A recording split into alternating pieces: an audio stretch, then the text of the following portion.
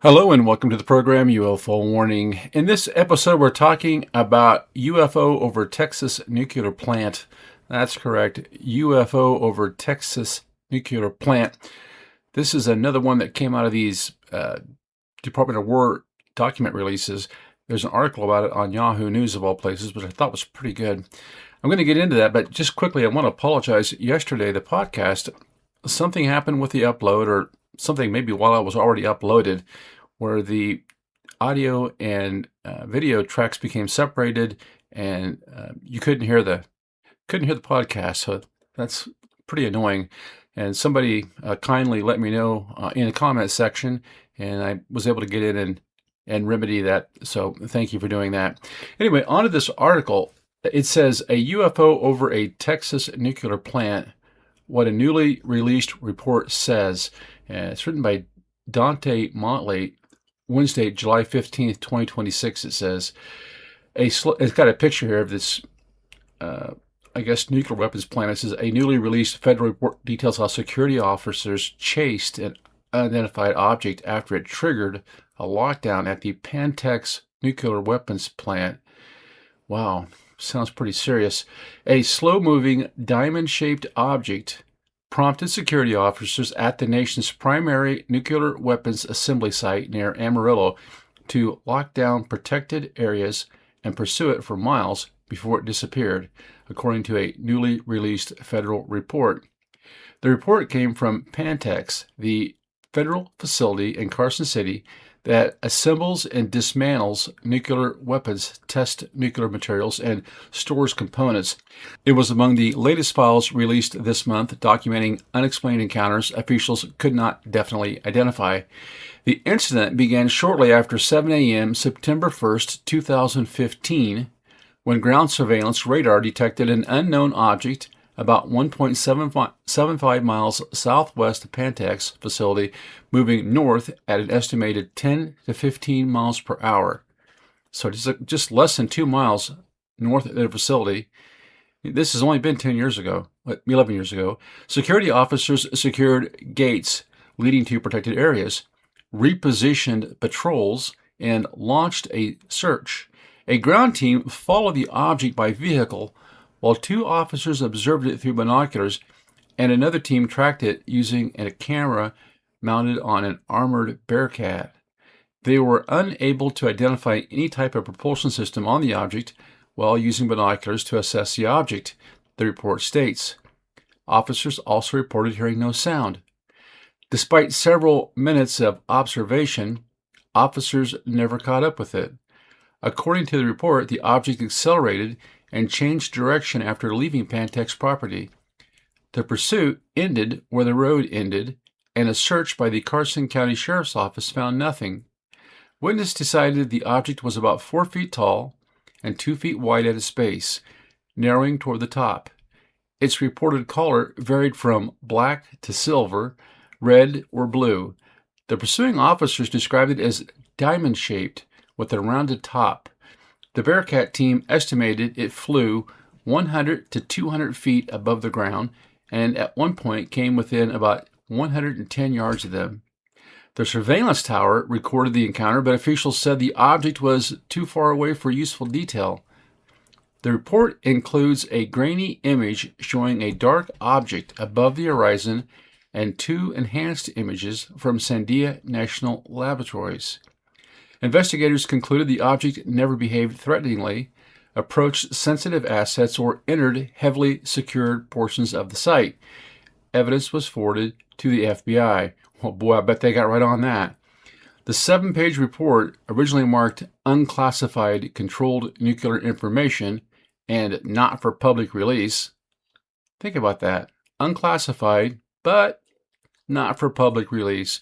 Was released this month through the Presidential Unsealing and Reporting System for UAP Encounters, or PURSUE, a part of a broader federal effort to make previously unreleased UAP records public. Officials emphasized the archive contains unresolved cases, meaning investigators lacked enough evidence to identify what witnesses or sensors detected, not proof of extraterrestrial activity. Previous Pentagon reviews likewise have found no verified evidence that any UAP represented extraterrestrial technology, though some cases remain unexplained because investigators lack sufficient evidence to determine what was observed. Well, I guess these guys aren't biased at all, are they? Yeah, we just saw this diamond-shaped cube thing floating there in the air, and then it took off at a super high rate of speed. Of course, it had no propulsion system. But, it just must have been something that the Chinese were flying around maybe over our nuclear weapons base. Even when it's right in front of them, they just will not admit what they're seeing. Yahoo, they got the facts listed here, but they probably are one of the most biased against UFOs of the sites out there. Definitely. Okay, I want to take a look, before we go a little further into this, just what this Pantex nuclear weapons plant is. So I went ahead and asked AI about this Pantex plant. Got some pictures. Down there in Texas, they have an aerial view of it. Looks like an enormous place out there in the flatlands. It says the Pantex plant is the United States' primary facility for the assembly, maintenance, modernization, and dismantleization of nuclear weapons. It is located about 17 miles northeast of Amarillo, Texas, in Carson County, and is operated for the Department of Energy's National Nuclear Security Administration.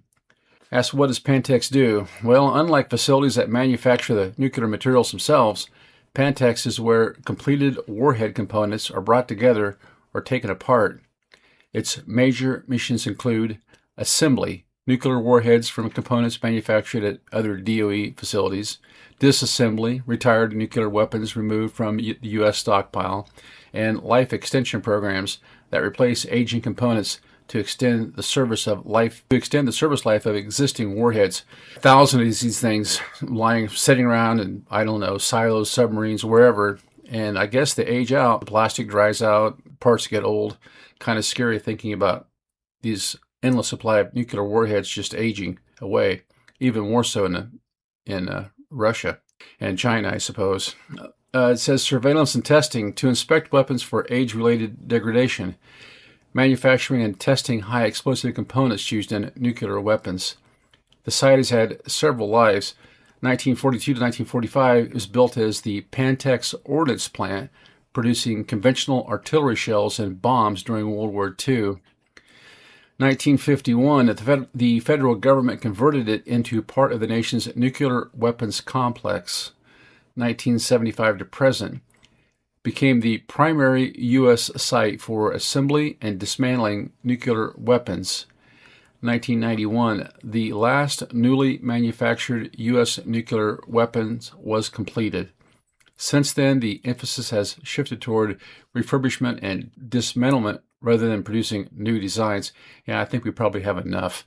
What happens to retired nuclear weapons? When a weapon is retired, it is transported under heavy security to Pantex. Technicians safely separate conventional explosives from nuclear components. Reusable components may be inspected or refurbished. Nuclear materials, including plutonium pits, are removed and placed into secure interim storage pending future disposition. One of Pantex's most recognizable features is its large number of earth-covered concrete cells, often called gravel girdies. These structures are designed so that if an accidental detonation of conventional high explosives were ever to occur during authorized operations, the thick earthen covering helps contain the blast and reduce damage to surrounding facilities. They are an important part of the plant's layered safety design. If it's nuclear, I wonder if it'll do any good. Pantex is considered one of the most secure facilities in the United States. Security includes multiple perimeter fences, armed federal protective forces, extensive surveillance systems, strict personnel screening, highly controlled access to weapon areas, and specific security procedures and layouts are not publicly disclosed. Yet, someone can just fly an unidentified craft over this place? That's interesting. Approximately 18,000 acres total size, about 2,000 acres actively used for operations, and roughly 650 buildings, more than 4,600 employees. That is a lot. It is the only U.S. facility authorized to assemble and disassemble complete nuclear weapons. thousands of retired nuclear weapons have been dismantled there since the end of the Cold War. And during the massive Texas Panhandle wildfires in January 2024, the plant temporarily evacuated non-essential personnel as a precaution. No nuclear weapons or special nuclear materials were damaged, and operations resumed after the immediate wildfire threat passed. And that should be reassuring, shouldn't it?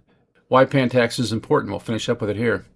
Although the United States no longer manufactures entirely new nuclear weapon designs for routine development, it still maintains a nuclear deterrent. Pantex is central to that mission because it keeps existing warheads safe and reliable through maintenance and modernization, safely dismantles retired weapons, reducing the stockpiles, supports the Department of Energy and Department of Defense's stockpiles stewardship program, which maintains confidence in the arsenal without explosive nuclear testing. So I went over to the Department of War website where they have all the UFO files at. I mean, you can go there yourself and look, and I downloaded the 2 files connected with this report. There are a couple of PDF files. The first one is 5 pages, kind of contains the report, and then the second file is 2 pages, and it has a little bit of a redacted page to it, and then some pictures that have been altered, dumbed down, I guess. And it says on the site that the second PDF file, the one with the pictures, had been released back in May, but it had been, I guess, more redacted, and so they ordered them to re-release it. And maybe they've added a little information to it, but the pictures that we're getting are still really awful. I just wanted to get that clear. They're telling you that they're releasing this stuff, but when you're releasing blacked out pictures and dumbed down photographs, you're really not releasing stuff. Anyway, I went ahead and ran the first 5 pages of this file through AI. It says the document DOE UAP D005 Pantex Unidentified Object Report 2015 is a 7-page Department of Energy security report documenting an unidentified aerial object observed over and near the Pantex Plant, the nation's primary nuclear weapons assembly and disassembly facility outside Amarillo, Texas. The report was written immediately after the incident and forwarded to the National Security Administration, NNSA. It was publicly released in July 2026. Executive summary. On the morning of September 1st, 2015, at approximately 10 a.m., Pantex's ground surveillance radar, GSR, detected an unknown object moving slowly just west of the facility. Security personnel initiated their approved response plan for unidentified aerial systems and dispatched multiple protective force officers to visually intercept and track the object. In other words, let's go look at it. Although officers observed the object from ground and through binoculars, they were unable to identify it. It eventually departed the area after changing direction and increasing speed. The incident resulted in photographs, video recordings, witness statements, and image enhancement work by Sandia National Laboratories, all of which were ultimately turned over to the FBI. Now, this is where I think it gets sketchy at. They're saying, yeah, we took a picture of it, but you can't see it very well, so we're going to send it to Sandia National Laboratories and have them enhance it. Well, we all have AI now, so why not just release the original photo and let us do an enhancement ourselves, okay? Because what they ended up with was a blurrier picture than I think they started out with. Doesn't look like an enhancement to me. It looks like a cover-up. That's what I think. Goes on, it says, timeline of the incident, 7:10 a.m., initial detection. The ground surveillance radar detected an unidentified object west of the main Pantex facility, just north of Highway 60, traveling north, estimated speed 10 to 15 miles per hour. Because Pantex is a highly sensitive nuclear weapons installation, security personnel immediately initiated their established response procedure for unidentified aerial systems, which consist of, we look at it because they didn't do anything. Now remember, we're talking 18,000 acres. That is roughly 28 square miles that they control around this facility. I think the area of the of the buildings themselves is 2,000 acres. So I don't know, what, a couple square miles? And they saw this thing 1.75 miles from the actual facility, just a couple miles away. So that means that it had to get there somehow, right? And unless it just dropped straight out of the sky, it had to penetrate their compound. It's 28 square miles, so they had to go a good 20 miles to get in there. If the plant is at the center of the compound, then you've got roughly 14 miles on either side. And if this thing is 2 miles from the buildings, that means it's had to fly 10 or 12 miles across this government property before it arrived at the actual plant. I mean, I have questions. The radar picked it up 2 miles away from the plant. Why didn't it pick it up 12 or 14 miles away from the plant as soon as it crossed onto this government property? This has got to be a no-fly zone. So I'm seeing problems right there. It says protective force officers were dispatched in multiple vehicles. Their objective was not necessarily interception, but documentation. Yeah, let's go look at it. Determine what the object was, obtain photographs, obtain video, determine whether it represented a threat. The report notes that the object remained over open areas rather than directly over sensitive facilities during the encounter. So it's kind of off-site a little bit. I guess just having a look around. Witness descriptions. Several officers observed the object directly. Descriptions were generally consistent regarding shape, but differed regarding color. Reported characteristics included approximately 4 feet tall, approximately 2 feet wide at its widest point, narrower toward the top, diamond or kite-like appearance, no visible wings, no visible rotor, no visible propeller, no observable means of propulsion, completely silent. Color description: black, silver, red, blue. The report specifically notes these discrepancies among witnesses rather than attempting to reconcile them. I think people can look at these things. I think you can have 10 different people look at one of these UFOs and see 10 different things because the way we're perceiving them. It's just not the way we perceive normal stuff. Vehicle pursuit. Security officers followed the object for several miles. According to the report, it remained ahead of responding vehicles. Officers periodically stopped to observe it through binoculars. No sound was heard. No propulsion system could be identified. No officers attempted to continue following it. In the story, it says they got to the end of the road. Like, it's a dirt road there, apparently. I think it's dirt. I don't know, whatever it is. Gravel, whatever. They got there, and they couldn't go any further. So, I mean, what point is there? They're not going to get out and walk after it. The officers attempted to continue following it. The object appeared to increase speed, change direction several times. Eventually, it left the area and was lost from sight. So it just did what it was doing and then left when it was ready to go. Estimated altitude. The security vehicle equipped with camera equipment, a Bearcat, tracked the object for several minutes. Personnel estimated the object remained roughly 100 to 200 feet above the ground for much of the observation. So it's a couple hundred feet away and we can't get a good picture of it. Sounds strange. Ground surveillance images. The report includes images captured by one of the ground surveillance radar towers. Unfortunately, the target occupies only a few pixels. Whoops, the cameras aren't working. The original image lacks sufficient resolution to determine shape conclusively. Is it the official original image? Or is this just something that they just handed us and the original image is in a vault somewhere? These are the same images that were previously released separately as DOE UAP D001. That's the ones that they released them, and they told them, hey, release those unredacted. What happens? We get them back redacted. That's what it looks like to me. Sandia National Laboratories analysis. Oh, this is nice. The surveillance imagery was forwarded to Sandia National Laboratories for enhancement. Sandia produced enlarged versions of the objects for inclusion in the report. Now we're talking now about these last 2 pages of that 7-page report. The enhancement reveals a roughly diamond-shaped silhouette, no obvious appendages, no identifiable propulsion system. However, the report does not claim that Sandia determined the object's identity. The enhanced images simply improve visibility of the small target. Do they really improve it, or do they cover it up?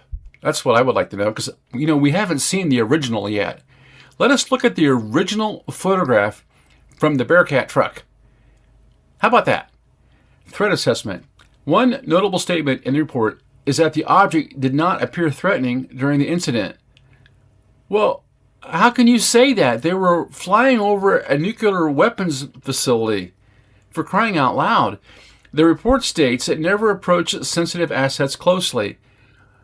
Well, would it need to? It remained over open, unpopulated portions of the site before leaving.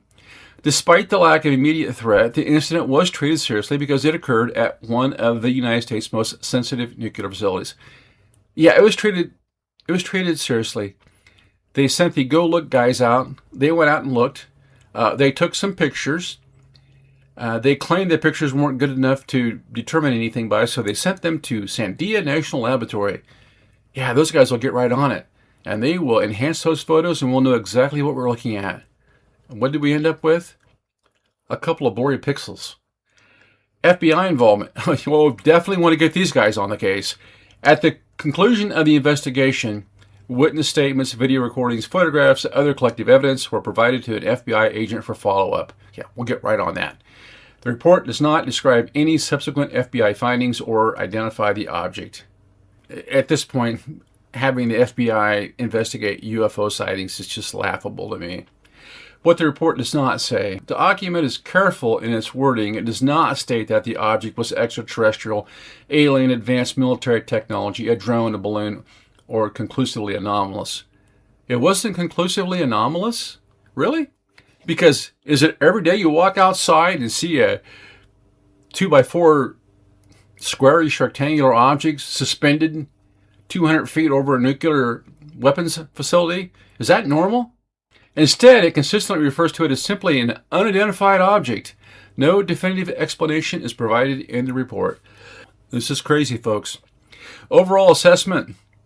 The Pantex report is significant because it documents a real security incident at one of the nation's most sensitive nuclear weapons facilities.